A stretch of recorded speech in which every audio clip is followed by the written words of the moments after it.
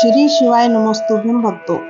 श्री शिव महापुराण द्वितीय सती खंड का 26वां अध्याय शीर्षक है शिव और दक्ष का विरोध। ब्रह्मा जी बोले, पूर्व काल में प्रयाग में एकत्र होकर मुनियों ने एक महान यज्ञ किया, जिसमें सपरिवार मैं भी सम्मिलित हुआ। शिवजी भी सती सहित उसमें आए। सबने भक्ति पूर्वक उन्हें प्रणाम करके उनकी स्तुति की।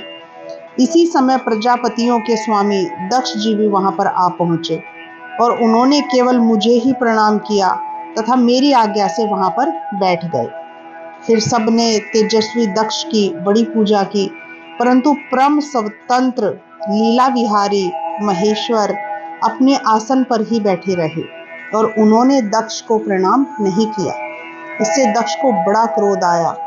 उसने सभा के मध्य में सबको सुनाते हुए शिवजी भगवान को बहुत कुवाच्य कहा और कहा कि हे ब्राह्मणों और देवताओं, तुम सभी सुन लो, मैं इसे बहिष्कृत करता हूँ। अब आज से यह देवताओं के साथ भाग नहीं ले पाएगा।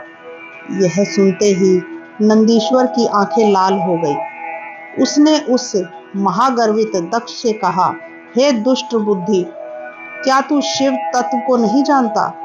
रे मूर्ख, तूने भृगु आदि ऋषियों के मध्य में इन महाप्रभु भगवान शंकर का उपहास किया है। इससे शिवजी के प्रभाव से मैं तुझे श्राप देता हूँ कि तुम सब ब्राह्मण वेद का वास्तविक अर्थ ना समझकर केवल अर्थवाद पर ही विश्वास करोगे।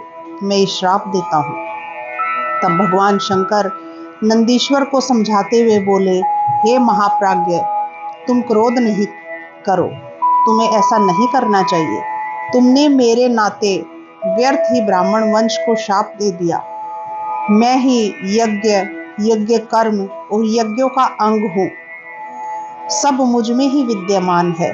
अब शांत हो जाओ, क्रोध आदि को त्याग दो और स्वस्थ हो जाओ। नंदीश्वर शांत हो गए। शिवजी अपने सब गणों को साथ लेकर के निज धाम को चले गए। दक्ष भी ब्राह्मणों को साथ लेकर के अपने स्थान को चला गया। अब जैसे दक्ष को शिवजी के द्वारा दंड मिला, उसे मैं आगे कहूँगा, ध्यान से सुनो। इस प्रकार श्री शिव महापुराण द्वितीय सती खंड का 26वां अध्याय समाप्त होता है। श्री शिवाय।